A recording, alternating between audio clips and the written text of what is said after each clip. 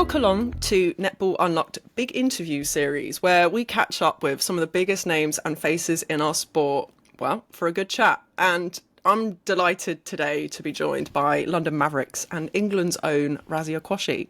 Raz, thank you for coming on. Oh, thank you for having me. Let's get into it because this all still feels quite raw, but your quad injury, we understand you had surgery about 2 weeks ago. How's it all feeling?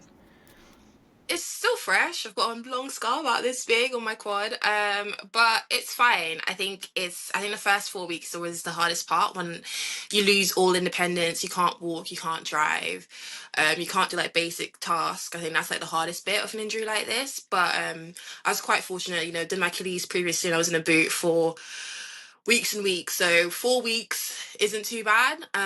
So yeah, I'm actually doing well. I've only got like 10 more days until I can walk again. And like I've been craving it. Like I go to my physio, I was like, come on, let's wean off the crutches. Let's do it. But no, I'm really happy. I didn't have to go on a brace. I didn't have to have like a cast or anything like that. So yes, really, really happy with it. And well, talk us through it a little bit because you went for this unreal interception, a game against Birmingham Panthers, and then like we saw that you were injured and then you were off and then you were on the bike. Like, did you know when you done it that it was going to be something that would require surgery? Honestly, no. I remember when I did it, I was like, oh, dead leg. In my head, it was a dead leg.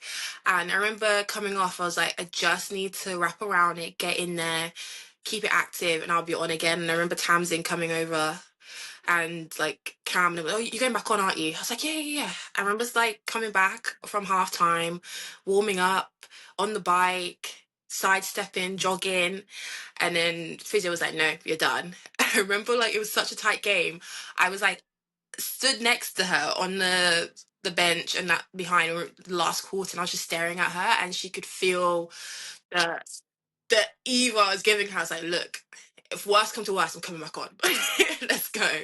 But no, yeah, we decided not to put me back on, and then I didn't have any pain.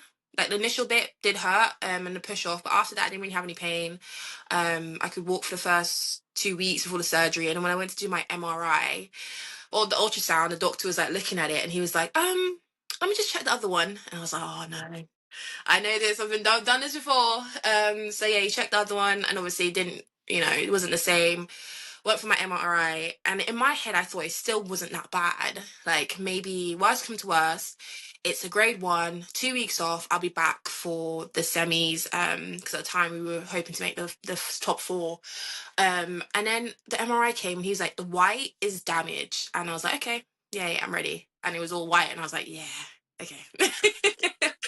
Okay, and then yeah, it could have been done without surgery, but I'm such a powerful athlete, and it's a tendon, and I don't really have the best of luck with tendons, so I opted for surgery. And Mr. Haddad did my surgery at Princess Grace in London, and it was honestly a great experience. My scar is very neat, straight line. It is massive. I'm hoping with a little bit of loving, it'll go back down.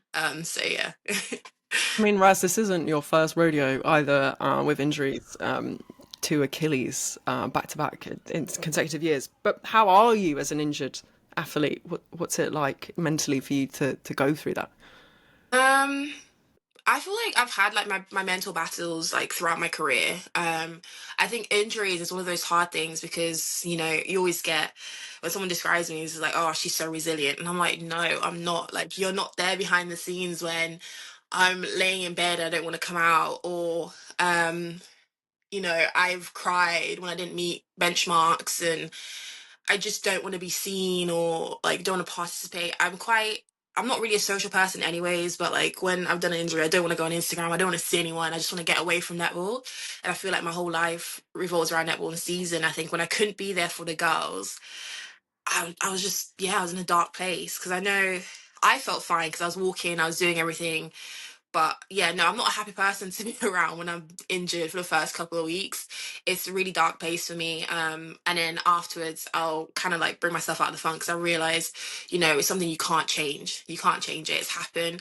I've had surgery now. It's about focusing on myself and trying to get back to the best player I was before. Or like now it's given me an opportunity. I've got a couple of weeks now where I can focus on myself, get my calf and my Achilles in a good place again, kind of like going for an MOT, but it's a full body service. So I'm really excited for that to happen in the next couple of weeks. And that's tough to hear because I think that's the thing with injuries is like, I think from the outside world, like we announce it, it happens, and then the next thing we know, we see you again. And actually, there is this whole process of almost like grief that you have to go through for having been in this position again. Like, and to hear you say like how tough that is, I think that is a bit of a wake up call. Like, it is your every day. It's not just a few months between one season to the next, like it is for the rest of us. No, I always laugh and say like I've got the worst career. Like if you depict it, like if you make a storyline, I've probably got the worst career of injuries and stuff that's happened, traumatic stuff that's happened in my life. I just don't think I've ever had that consistency or break where I've had like either a full season internationally and domestically. I've just never had that in my career since I was probably like 20, and I'm 27 now. But I think the hardest part of going through that is probably like this year is probably like the healthiest I've been on court and off court. I really put, a lot of work in doing those extra bike sessions, being in the gym, connecting with a nutritionist, psych, and lifestyle. I had like the whole team because I knew for myself I wanted to have a better season than I had the previous season. So I put my best foot forward. I think when an injury happened, it's like, how can my body let me down again? I think that's like always the first thought that goes through my mind. But then also it's like, what more can I give? Like if I just did this, yeah, there's so much what ifs that pop into your head. And for me personally, it's just like making my bed, like my bed and laying in it. It's like make peace with it and move on. And I'm quite lucky to have the likes of Claire and Shelley, who I still have calls with them every Friday. I just had one like 2 hours ago where I can sit down, I can vent and get that off my chest. And I know they're in my corner and helping me through this, but I can't imagine what it'd been like if I had that for my two Achilles. I think I'm in a better place now, but if I had that type of support for my Achilles, I think I'd have been better off player. But I'm so grateful that I have it now, that I'm not being in a dark place and staying there for too long. Like I can have my moment where, yeah, it is crap that you're injured, you didn't get to play those last two games with the team, the girls gone off on holiday. I couldn't even watch their posts. I was like, I hate you guys so much because I don't get a holiday, because I think that's one thing, you don't really get a break, because as soon as I'm back, you then trying to compete to get into squads again. You've like everyone's been training and that type of stuff, and you're still trying to get back. And I think, yeah, it is a dark place, but it's like when you've come out of it, you're better off it. You enjoy the journey, and when you get to the end, you see that light. Honestly, it's the best thing ever. Claire and Shelley are like psychologists. Yes, Yeah. Claire is a psychologist, and Shelley is a lifestyle and performance. And I basically every week since February, I sat down and had meetings with them. I just had like a um after the quad series. I was like, I don't want this season to be another season where I go in, not feeling my best or just going through the motions. I really wanted to put out performances that I would be proud of, and I had set goals that I wanted to reach. And me and Shelley had been working together for about a year, since the death of my father. We worked together for a year, and then she was like, "Look, let's get Claire involved. Let's be a team and let's work through this." So every week for the last since February, we've had phone calls for about an hour. And usually I'd go through what's going on my mind. I'd vent. I'd go through my game plan. I'd tell them what I did in PA, how my week went, just something to help me grasp the understanding of some of the stuff that I've gone through that week, or some of the emotions, because I don't handle emotions well. I kind of hide them. So I think having that place where I can vent and express those emotions, and then telling me like, oh no, that's fine, you can feel that, but you can only feel that for this amount of time. You need to get over, like, that type of stuff. I love the fact that they're there with me for the last couple of weeks, and I think it's just made me a better player and a better person from it. I can imagine also having that one person that does that job for you in your life as well. That is like kind of also separate from everything, that you can just Yeah. compartmentalize all of this stuff. Sorry, I nearly went to swear there.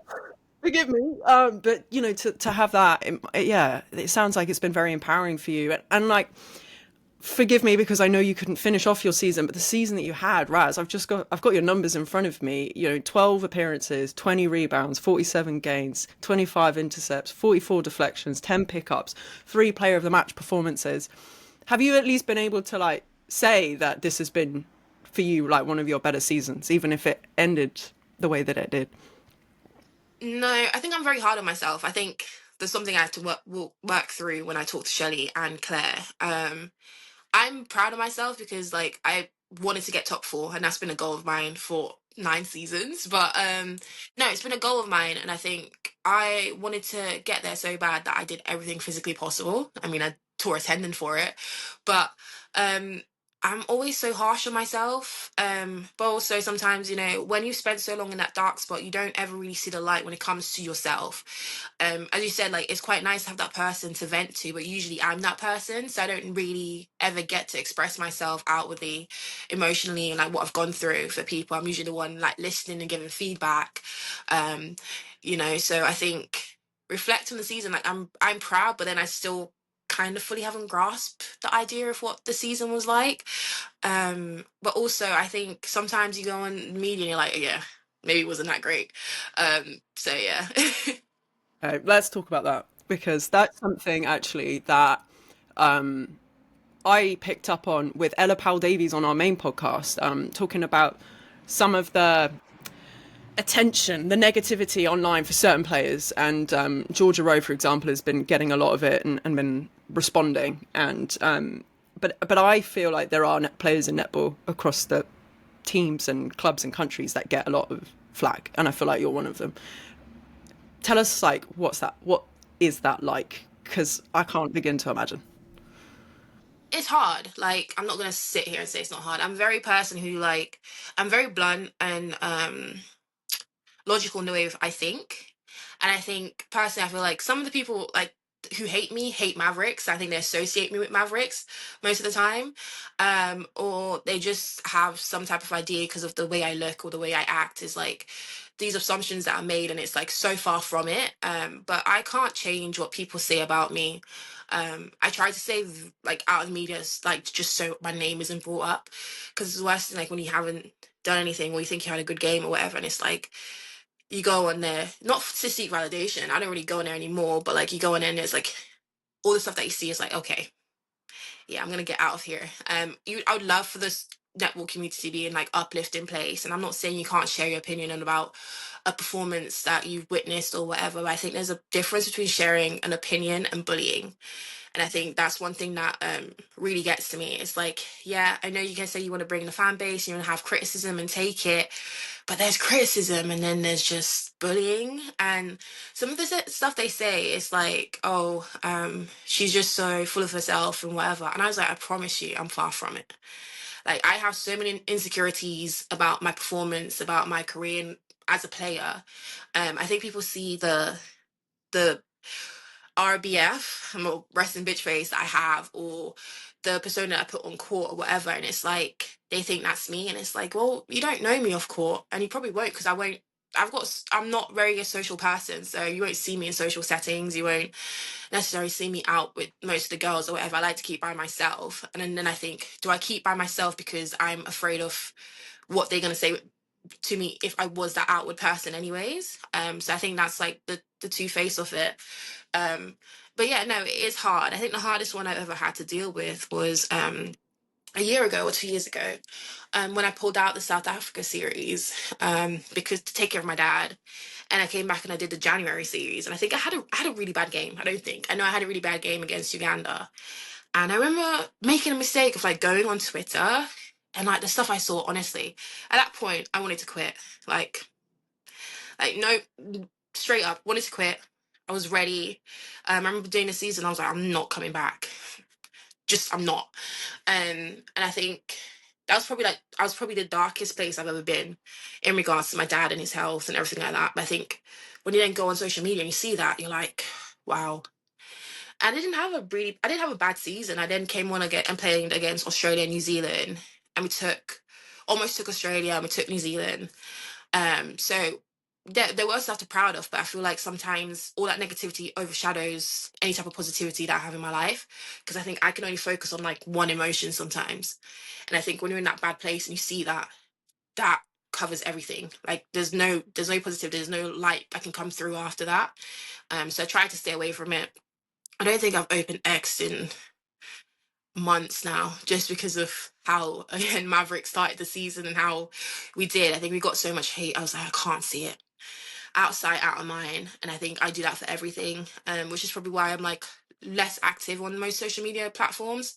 I just try to stay quiet and stay under the radar as much as possible. Yeah, and there's a frustrating tension, I imagine, there in what you're saying, because like social media you should get to use it. You should get to be on it. You're entitled to it as a person. And also like as athletes, you're expected to show your life, be on it, raise your platform, do what you can to grow your sport, blah blah blah. But when you open it and it's like as you've described, in a position where you want to quit because of the feedback, that's just like I can't. Raz, that's really that's crazy. I'm sorry for that. Yeah, no, I was gonna quit. I actually don't think I signed my I don't think I signed my Rose's contract that year. Which is funny. So I actually because I think I did that series in January. I think we came second. And then my dad died in April. And then I had a terrible season. I was like, it's quite one of those things. At the start of the season, I was grieving someone who was still alive. I was already mourning his death because I know that was inevitable. Like he was gonna die. My dad had glioblastoma multiforme. He got given 18 months, and it was about 18 months at that point. Um, so every training session was like a chore. Like I didn't want to be there. And it was just a struggle because I feel like I was in such a dark place, and then I think the media was such a dark place as well. I just and I was having a terrible season. And the thing is, it wasn't like I wasn't coming away with intercepts or whatever. I was still doing an okay job. It just means I wasn't myself in the way I was playing, and I know that. And I guess the fans saw that as well. But I think instead of like obviously because I didn't know all the stuff that I was going through behind the scenes, I think then the feedback was like so negative. I was like, "Ugh, I don't think I can do this again." Um, so then I actually didn't sign back my Roses contract, and I went home just to chill out and relax and like decompress because I had a terrible season. I was like, I just need to leave for a bit. And then I think Jess called me and like we had a conversation. I was like, I actually don't think I want to play netball anymore. I think I want to take a year out. And then she told me to come back. And I was like, I'm gonna give myself a year. I sat down with Shelly. We had like a decompression session, whereas like you go through like a timeline of like a couple of the most recent years. You go through that. You write down the emotions that you felt in like those events and that type of stuff. And I remember I did that for like a good hour and a half. And like I'm not a crier, but like, I get really emotional. I just remember like sat there and like realizing all like the events I've gone through in the last couple of years, and like most of it being like very traumatic, and like loads of people probably would have quit if they were me, but I still kept on getting back up and going again. And I remember like folding that piece of paper, and like me and Shelly was like, "What do you want to do?" And I was like, "I'm gonna give myself 1 year. Um, 1 year, I'm gonna focus on myself." And that was like the on court and off court stuff. And I really tried to put myself forward for everything, take every opportunity. So I remember going to the Jamaica series. I didn't get put in the first two didn't get on court for the first two games, and then like the next two games I did get on court, and I was like, okay, take the opportunity. I'm gonna play well. I was like, I'm gonna play well. I know I'm gonna have to play well. I need to turn over ball. I need to be here and be present. I need to leave everything at the door and come on and play some really good netball.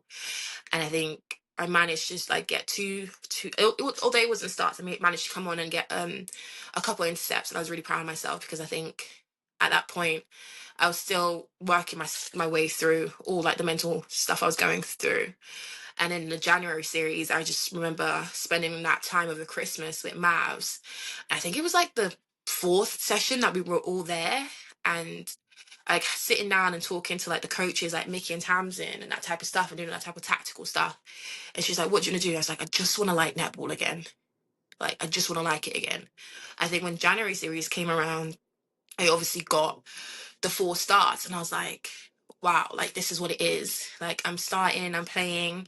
Um, and I was just proud to like the difference that 6 months had made of like not getting on court or not even being in a 12 to now starting every game and, walking away with like 5 games each game, even though I've only played like 3 quarters. I was like, that's something to be proud of. And I remember me and Shelly sat there and Shelly was like, do you remember when we did this? Now look at you. And it was just like, it was just a real moment. And like, she always sits down. She like, when we have our talk, she's like, I'm so proud of you putting yourself forward. And it's quite nice hearing that from someone. But no, it's one of those places where like when you're in a dark place from all the stuff that you've been going through in your personal life, because you're not someone that puts it out there. I think when you go in the media and you read those dark comments or the feedback or that type of stuff, it then weighs on you a lot more heavier. Mm. Um, I think yeah, I've struggled with that for the past 2 years, and I think recently, since like speaking to psych and lifestyle, I've been able to adjust and work my way through overcoming all that type of stuff. What would you want those people to know? Because, in a way, you're right. You shouldn't have to come on here and tell everybody why they need to back off a bit. It's like, it should just be the right thing to do, which is like not make it personal. Because I was saying to Ella, like, if you find yourself tweeting or commenting about the same player multiple times, you have to ask yourself, is the player the problem or are you the problem? I feel like that's a way we should, maybe ask, people should be asking themselves that question. But what would you want them to know? For me, it's like there is criticism. Like, don't get me wrong. I think as a sport, we need to have fan engagement and the criticism and that social media presence and everything like that. But there's criticism, feedback, and opinions. And then there's just downright being nasty. And I think sometimes I've seen some stuff about people and like, I'm like, yo, if I was that person, I don't even know how I would feel right now. Um, so I think sometimes like my mom always used to say to me, we don't have anything to say, nice to say, don't say at all. And I live by that. I'm a very blunt person. And granted, I probably do speak before I think. But I think with me, if someone asks for my opinion, I will tell you. But at the same time, as a human being, I can watch and assess the situation and know how to react. And I think sometimes they forget that although we're players and athletes on court and we're running and like, yeah, we want to put on good matches for you, we want to put on good performances for our fans or whatever. At the same time, we're still human beings and we still have emotions. So the same way, you have your normal life where you go through your stuff and go to work, we still have that as well. Only thing is, we perform on court and on TV, and we can like all the mistakes that we make are gonna get relived every single time.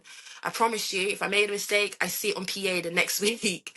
So it's like it's quite hard, but I think it's knowing, if you haven't got anything nice to say, or how would you feel if that was you? Would you say the same comments that you've made? I think that's what something that they need to ask themselves. Um, yeah, Yeah. I mean, Raz, earlier you called your career one of the worst careers, which I think yeah, is. I mean, certainly, what like in preparation for this, I was looking back at your international career mostly, but the ups and downs that you seem to have gone through are pretty astonishing. I would say yeah. the consistency or the lack of, because of, as you've said, your body, but hearing from what you've personally been through as well sounds is another layer to that now I've just understood. But how do you how has that affected your relationship with netball? How would you describe your relationship with netball off the back of that? Love hate relationship with netball. Like I love it because it's something me and my mum bonded over. I think the first time I picked up a netball was when I was back in Simmons in the Grenadines when me and my aunt, she was the head teacher, not the head teacher, but she used to be the grade 6 teacher at the school I went to, and they had like a local meetup to play netball and none of them wanted to run. So they put me in that centre at like I think I was 8 or 9. um, and I remember them saying, "Oh, she's got such good hands. She can catch the ball and whatever." And I think when I came up to the UK, my mum played at the local league in Kingsmead. I was at that point I was probably 5'10". I was tall. I've been tall my whole life. And then she took me down to Clan and Jan Harper, who was an amazing coach at Clan, basically orchestrated my whole career from the start. So obviously my mum didn't know much about netball in the UK. She understood, like if you're good, you can go up to like different divisions and stuff like that, but she didn't really understand like the pathway that you would take.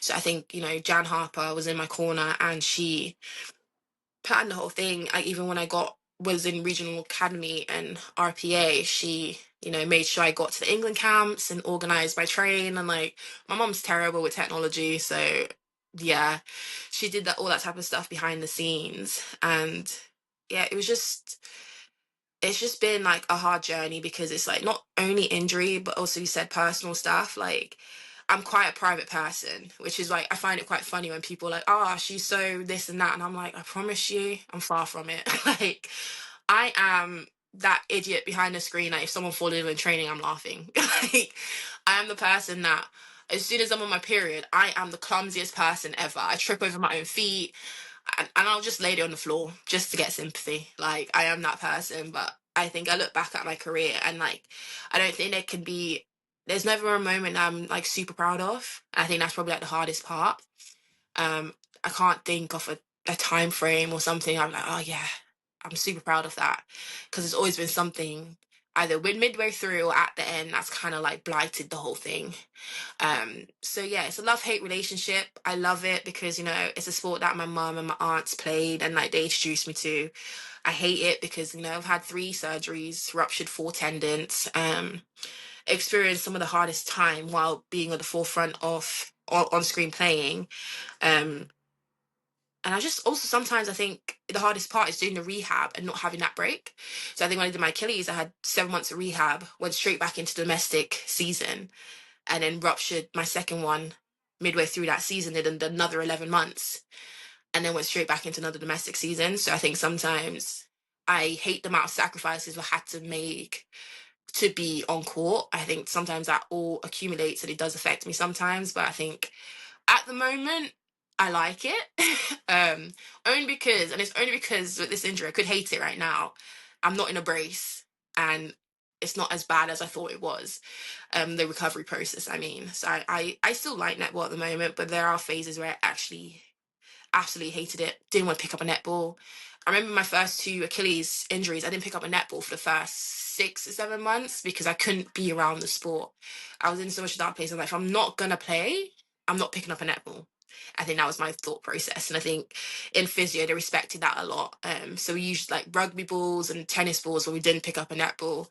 Um, but I think sometimes you have to know your boundaries when you're going through that rehab process as well, because as much as you want to be there for the girls and support them at the same time, you're going through your own battle. And I think I've worked out the boundary of being there for them and supporting them, but knowing that mentally it's draining me and I need to take some time away. Yeah. From what you said, and what you've been saying, do you know why you keep going? Why you keep with it? I actually don't know if I'm being honest with you, which is sad. I'm good at it. I keep getting contracts. I don't know. I think the one thing that keeps me going, like I could stop playing netball internationally. Like, um, as bad as it sounds, it's like I think sometimes I get the most hate from that. So I think I could walk away with that from that easily. What I can't walk away from, and my pride will let me walk away from, is doing 9, 10 years with London Mavericks and not being able to get a championship. And I think that motivates me more and more. I've been very loyal to the team, but also I just think if we had the consistency this season, we probably could have challenged a bit more. Because there's some games where we were challenging, and in the last 5 minutes, we just couldn't get over the line. But I think that's what keeps me going is knowing that. I've only been top four once, and technically I wasn't there to be top four, so I don't really count it. But I feel like I want to be top four. I want to get a championship. I think that's my goal domestically, and if I can do that, I can happily retire, walk away from sport. Would you be interested in a major if you could internationally? Would that be something that would then you would then go, okay, I've done that and I can walk away, or is it literally just is like tomorrow if it needs to be, it would Yeah, end. yeah. I always say this is I actually don't know. I don't think I've had that much positivity in my international career for me to be like, oh yeah, keep going or whatever. I'm very grateful for all the opportunities that I've had in the red dress, but I think sometimes the negative outweighs the positive, or um, and I guess it's like that hard thing of you sacrifice so much of your life to play netball, and sometimes it just doesn't seem like it made sense to do that. I think Mm. so, that's what it is internationally for me. Whereas domestically, I was quite grateful and happy to get a contract so young when I was like 18. Um, and Mavs is my family, and I think that's the difference between them. Is I think England, you're playing and you're fighting for that position to represent your country, but at the same time, when you don't have that backing behind you, you obviously don't feel love. You don't feel like you have a place there. Whereas I think for Mavs, I've been here for so long, and the loyal fans, like they support me no matter how many times I've let them down with my injuries and stuff like that. They've always had my back. And I think I'd just like to do it for them to get a championship. It's been so long without one. And I just think now's the time for us to like as a team to like come and give them a championship because the amount of support they've done for us. Especially since like what 9 years. I think I've come seventh, fifth, and then now fourth. So I feel like they deserve it, and I want to be there when they get that top four and they get that championship. Are you a basketball fan by any chance?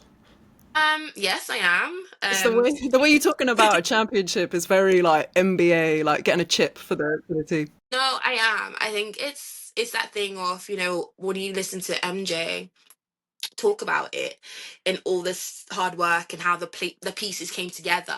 It's kind of like that. But then also, I think being around like Cam, Mickey, and Tamzin, the way they were so instrumental in what we did. I think for us, I guess loads of people are saying like we don't deserve to be top four, but it's like we won all the games we had to win.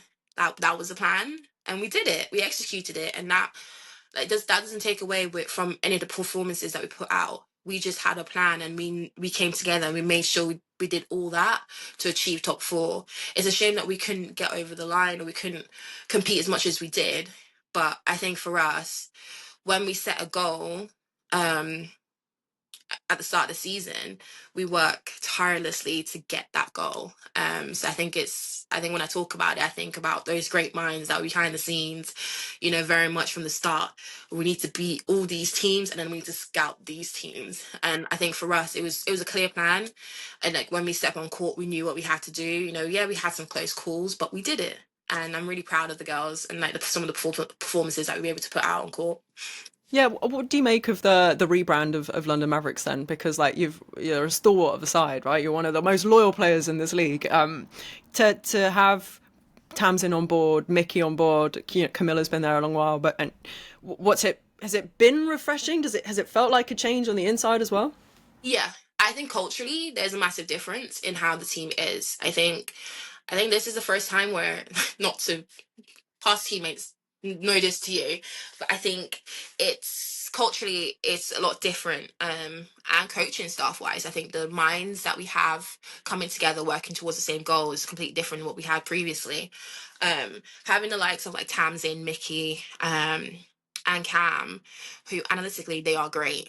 They can watch a game, come up with the huddle clips, and come up on a Tuesday, no, Tuesday, yeah, Monday, Tuesday with the game plan. And I know for a fact they've sat there for hours and done their homework on players, and I trusted them. And I think that's one thing we had is that we trusted their expertise and we trusted the game plan.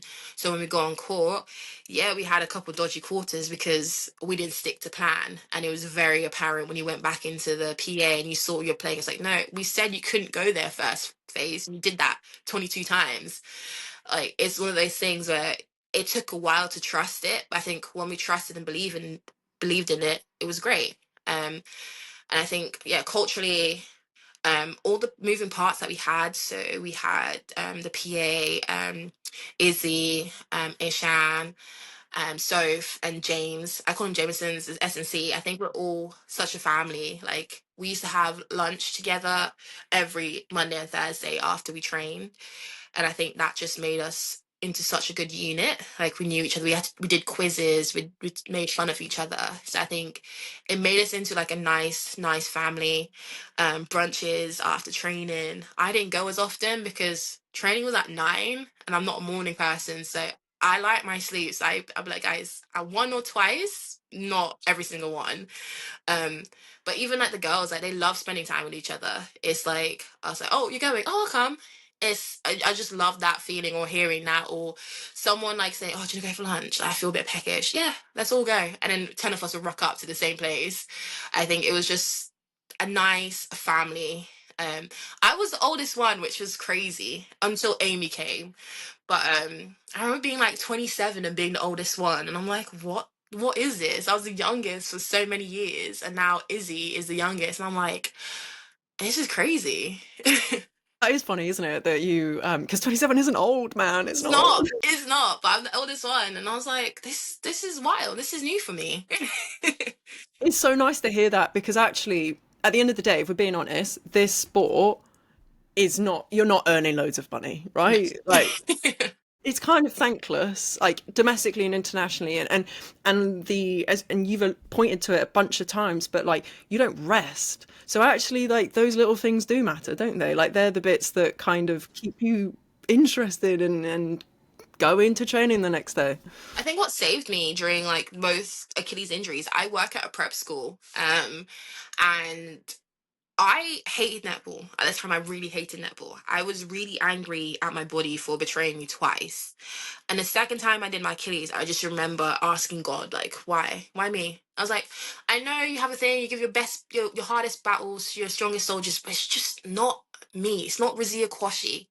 Like, give me a break. Like, I remember saying that.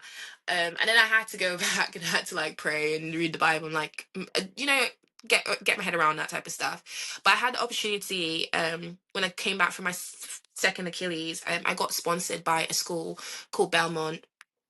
They sponsored me and they offered me a job because at the time I wasn't playing, I wasn't even in training, I was rehabbing, and they were like, "Oh, do you want a job?" I was like, "Yeah, like that's something to do with my life." And I remember coming into the school, and I kid you not, the love that those girls had for the sport and the energy they brought from training made me come back every week happy. Like they would watch me play, they'd watch the game and ask me questions. Like they would be willing to try any type of drills. I remember like playing loads of games, like oh, even Angel Child. I was playing Angel Child, like laughing my head off because like the girls like running the wrong direction and didn't understand the game. Like just having that thing where you had little kids who loved the sport and the laughter and the passion that they showed for the sport made me like the sport again. It made me reevaluated the hate because like there's no way I could hate the sport and I'm coaching it and I look at these girls and they're having the time of their lives. I can't hate it. Like I couldn't hate it after that. And I remember I took my year sevens to national. Um and we started the tournament and the goal attack went down in the warm up. The tournament hadn't even started. I remember calling her dad and I remember like can we just drug her up and go? And he was like, yeah, give her paracetamol. It's fine, it's fine.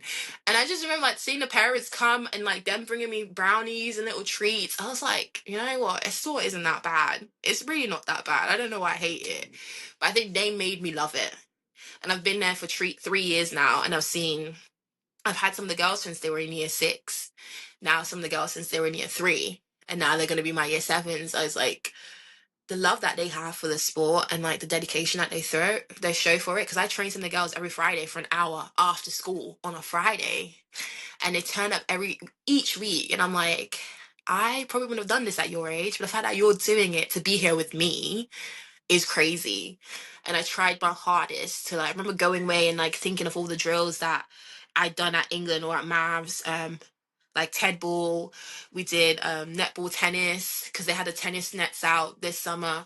I remember thinking of that type of stuff, and the girls like were having so much fun, and I was like, I actually can't hate it. Like, and they brought back some of the love that I had for the sport, like seeing their joy and passion for it. And I think that obviously then carried on through the season. But I play some of my best netball when I'm happy.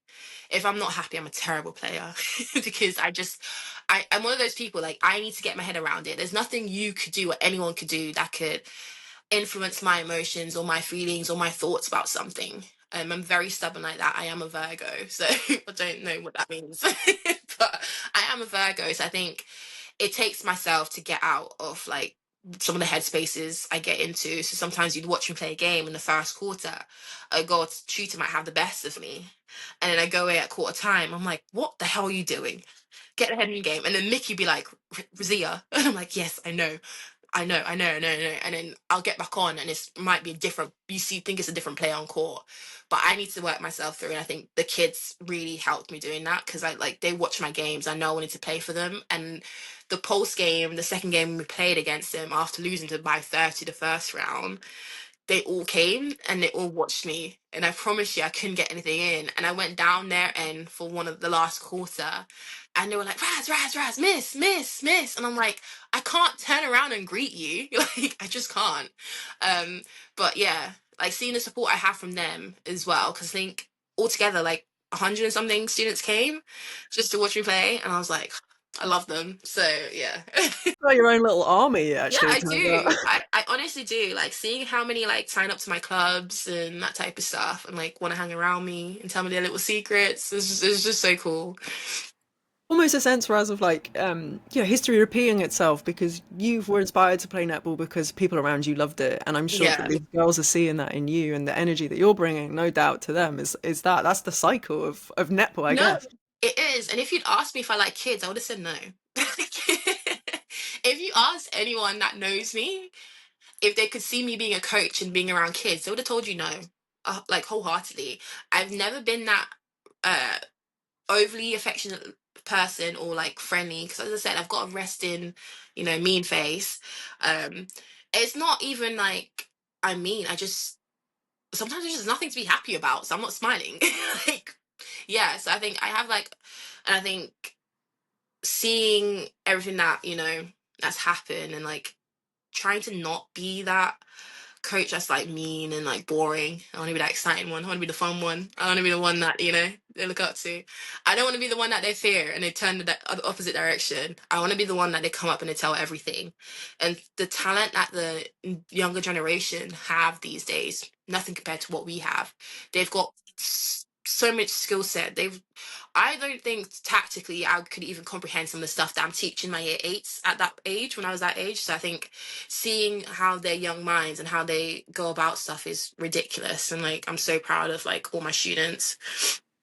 Is that what you would do if netball ended for you? So when I hated netball and I wanted to quit, I was actually going to do my masters September and go into teaching. Um, and I wanted to stay at my school because I feel like it's just like it's my happy place. It's the way that I could come away from everything that's going on in netball. And no matter what, and even if I had a bad game, like, oh, miss, I saw you on TV, you did so well. And I'm like, I didn't, but if you think so, I did. But yeah, I want to do my masters in teaching. Hopefully, I'm going to do it split across 2 years, and then I think when I retire, I think I'm going to retire by the time I'm like 30. I don't think I've got long left. I don't want to spend too long and go past my due date, so I want to get that done and then hopefully start teaching at the school I'm at right now. Get Um, your chip first, yeah, yeah. And then, what would you teach if you? Well, I mean, obviously you're teaching netball, but would you teach a subject? yes, I love science, so I love to do biology, like science in general. I love science. I also teach PE, but I think science was that thing that excited me, like learning stuff. And I'm a very peculiar person, so I have niche subjects.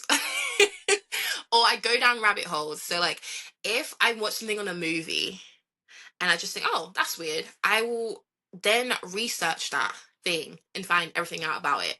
I've always been like that. So Claire always laughs because if I watch a show, I need to know everything about the cast, who they were married to, what they did.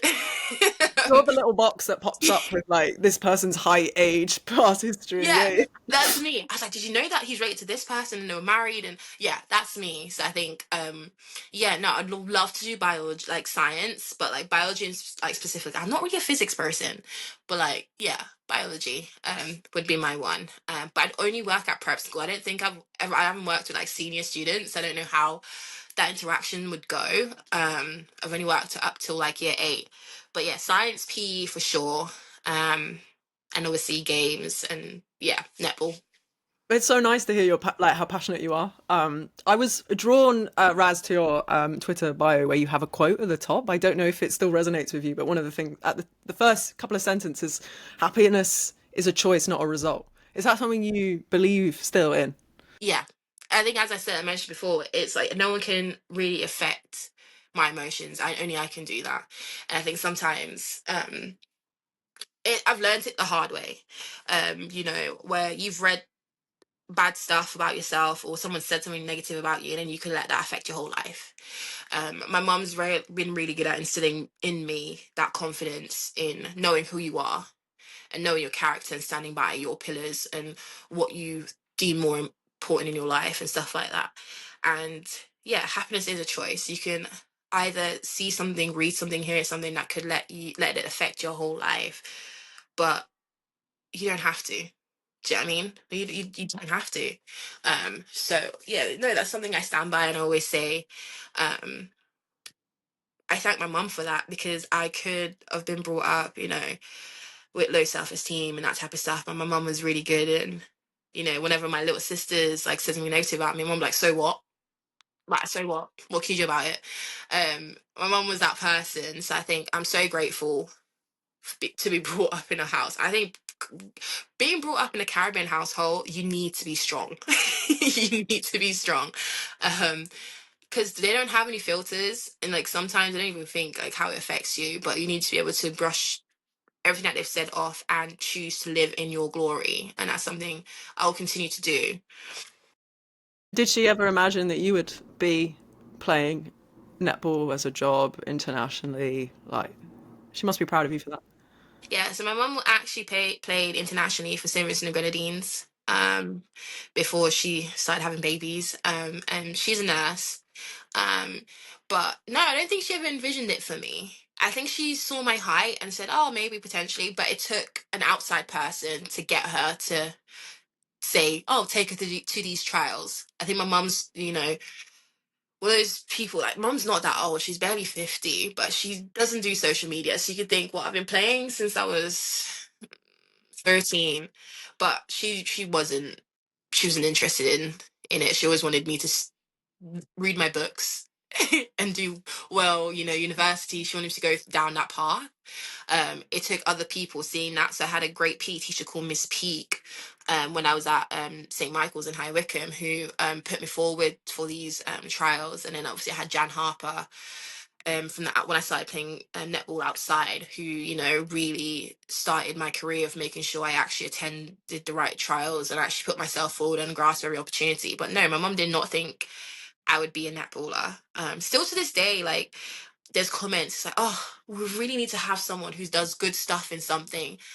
No, no, everyone forgets I play netball and I have accolades or that type of stuff, and I'm like, oh, okay, fair enough. I can see where that strong character you need comes from. Yeah, no, Blimey. they literally said that because one of my cousin is in the army, but he played cricket when he was younger, in the West Indies camp and stuff like that, and he won't even get a mention because it's not you were there, but you weren't there, so like they will never bring it up again, or they'll tell him about his shortcomings. I think he plays for Wendover FC or something like that, but yeah, no, he won't get and also they're a big firm believer of, oh, I'm not gonna boost your ego too much. Like, we know what you do. Like, that's them. Stay humble. Stay humble. Yeah. Gosh. Well, Raz, it's been amazing to chat to you about everything. Going forwards, then, when do you expect to be back with a netball? Can I ask you that, or is that too soon? No, so 16 weeks. So I should be on a bike in August, running in September, back on court in October. End of September, October. So actually, in retrospect to like Achilles, it's a lot different. It's very fast moving because it's not like a joint. It's not like near a joint, like in an ankle joint or whatever, where I have to do a lot of uncontested stuff. I can go straight into it. So like once you're back running, you can move very fast for you can fast forward the thing. But it's quite funny because obviously Lois did the opposite of what I did. I did the quad to her hamstring. And it was great seeing her back on court. So hopefully October I'll be on court, and then it'll be a month until I get my fitness back up. So I'm really trying to take my time. What I don't want to do is I don't want to do it a secondary injury. So I'm making sure I do everything right the first time. Yeah, I don't want to, oh, you ping the other one. Because like, knowing me and the bad luck I have, I just can't. So I'm trying to do everything. And as I said, me and my physio are very on the same page about doing a full body MOT. Now's the time that I can get back on my calf stuff because obviously I am a double Achilles rupture. Yeah, getting my calf raised. I think one leg can do about 30, other one maybe half that. So now's the time. I've neglected some of that stuff, so I need to do some fine tuning and get my body in the right place physically and myself mentally to get back on court and fight for some positions internationally. I have one note to self here that's like ask about Shani Layton because like that's somebody that's been in England camp with you and such a she I think has been wonderfully honest about life away from netball as you've just been here with me Yeah. and I couldn't help but like draw the two together because like that the performances that you've been having since she's been in camp I feel like it's not an accident but what is she like as a coach to have. She's like my ideal coach. I love someone who is blunt. Um, I no, I'm not saying I don't like people. I feel like she is my type of person. I like someone who have got that wisdom and that they're not afraid to share it. They're not afraid to grab you and position you in like a defensive position and like just how her mind works. And I think I first met her in Australia tour, but I wasn't in a good place in Australia tour, so I can't really.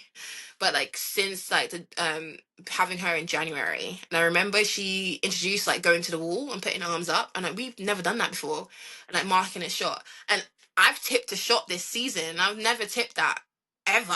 Because I'm really short for a keeper, so like I think I tipped Ria's shot, and I was like, "There's no way I've done that. Like, am I flummy?" Like, I remember thinking that. Um, but no, I think she has made me make that step up, and also I think I became a student of the game because of her. I think there are certain parts of my game that I neglected until I've seen how she articulates herself, but also the little niche stuff that she looks at when she's analyzing something, when she's doing PA and what she brings. And I love that. And I think it's very similar to Tamsin and the way their mind works. Like, I look at the person and I'm like, oh, yeah, okay. She does this move. It's like, no, but look at her arm. Which hand does she comes out on? Right side, left hand side, 3 seconds. Is she low? Like, that's what she does. And I think I started then thinking like that. And I think been quite lucky in, I played the likes of Rodine and stuff like that. And I think that's one of the stuff I looked at when I played against her. She's right hand, she does this. And I then brought that into my game. And I think I've been very grateful for it to have worked because of her. But yeah, no, most of the time I go back and I'm like looking at the mark of a shot and at the intimidation tactics and that type of stuff. I'm like, yeah, that's just Shani. Like, I just copied it. But the Shani was fact that, here. yeah, the fact that she wasn't, scared to share everything that she's been through, and obviously like I've been through a lot, and she understood that. We had like our heart to heart when I first came back into it in January and stuff, and she is such a nice person. Like, you can't fault her, to be honest. She's there, she's present, she's in your corner. If you do one little positive thing, you might not even gotten the intercept, but she's the loudest voice cheering for you. And I think I haven't really had that in my career. So having someone who, I've gone out for a fly and she's like, no, no, no, it's the fact that you've seen it. And it's like, yeah, I did see it. Maybe I'll get it next time. She's still a lot of confidence in me as a coach. And I love that about a coach, when I can make, two, three mistakes, and go out on a fly and miss it. But the fact that she's still there cheering me on every single time and telling me to keep going, I love that because, sometimes you make mistakes and you stop doing stuff.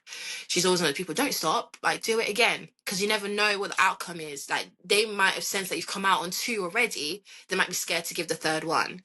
And I think having that type of expertise and that person in your corner really elevated my game and made me look at the game differently. And I think, again, then moving on to Tamsing and having that similarity as well, and that like homework and feedback and that type of stuff, you then become a student of the game. Like, I spent so many hours on PA, and I also, when they give you tasks, like, usually I'm one of those people, I wouldn't go back and look. I'm not gonna lie, I was lazy like that.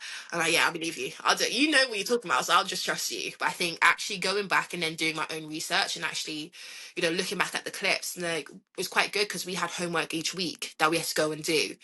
So I think instead of me like looking at the team huddle clips and like, drifting through a season on that, actually having that person telling me, no, go and look at these specific stuff, you then learn so much stuff about the opposition and then try to combat them, and then the PA session that you have before training when you're doing that tactical stuff then becomes a conversation because you're like, oh, but I saw her do this, and then you then elevate the game plan, you then elevate yourself and that performance, and as a unit, I think we did that really well. Like, Izzy, she was better, she's the youngest, but again, she spends hours on huddle looking at clips, and like she'll come through as like, oh, if I'm gonna take her this way, but know that she's gonna come over, and you're like, okay, cool, I look for you.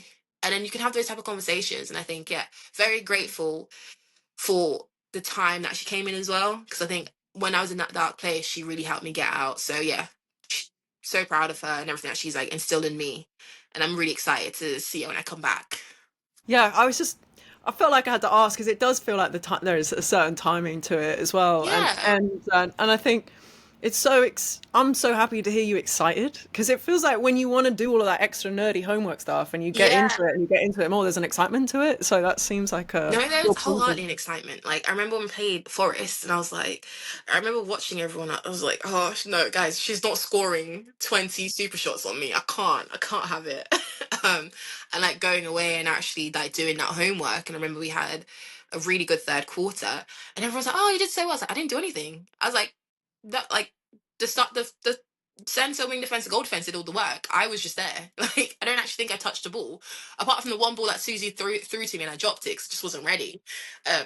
I think, yeah, yeah, At she the is one of first those. Forest game, The or the what? second Forest game, first Forest game, I wasn't that great. Second one, I actually we knuckled down because we had to win, so we came together. So yeah. Izzy Phillips, what's it like being with like because the age gap as you just pointed to? Oh yeah, I'm like 10 years older than her. 10 years older than her. At 27. No, she is like my little sister. I think it's quite nice seeing someone not. I think sometimes you have youngsters who come through and they're a bit cocky and that they don't want to. She's honestly like the loveliest person. I you sat there in PA every morning. It's like any questions, and everyone just turns to Izzy because you know she has a question. Like, you just know she has a question. And she'll sit there for a while, and she's like, just ask it. And she's like, well, basically, it's like, yeah, no, she's such a good talent. Like, the way she's handled everything, and also that Forest game when she started the game and she got an intercept straight away. I was like, oh, that's how you're gonna go about this game. Received. I'm gonna back you up.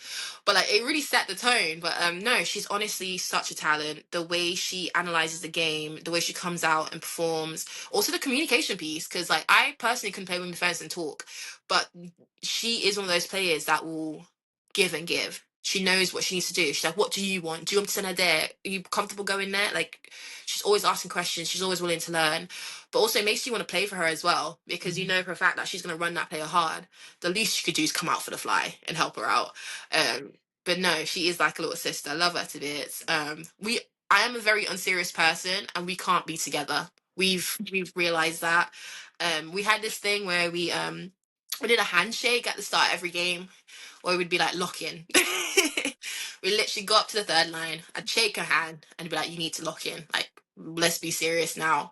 And then we had the clock it. So if anyone did anything good in training, we're like, but no, she's so youthful. She makes me, I'm not that old, but like she made me like laugh a lot in training, and I really, really appreciate that, especially when we were both dying because we lost obviously Vicky and then Chelsea. So she had to play goal defense at one point, and I remember we were playing, and if you watch her marking off the shot, it's the funniest thing you will ever see. And I just remember being like, she came on against Loughborough, and I just couldn't be serious. Like, she came on and she marked the shot, and I was like, I just laughed. I didn't even get the rebound. But no, love her to bits. I'm hoping that she stays with us and we have a great season. But no, Maybe she needs to get up on a wall with her arms up to yeah, she understand. does. It's like the most unserious thing ever. It's like, are you marking the shot? Or are you just jumping? Like, which one? Because like she's just shaking. She's like, I'm like, it's not intimidating anything. If anything, it just annoys me. But yeah, that's how she rolls.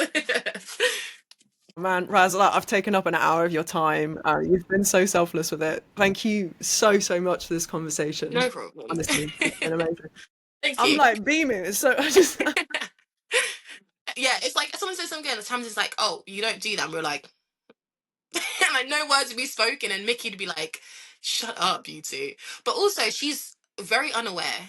and she's the fastest eater I know.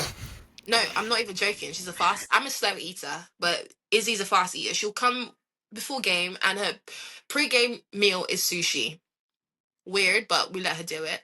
And like she'll open the pack, and I promise you, I could turn to someone and have a conversation. I look back and she's finished. She's closing the container, and me and Vicky were like, "Are you done?" And she's like, "Yeah, I told you I'm a fast eater." I was like, "No, that's. I don't think you're digesting that. Like, I don't.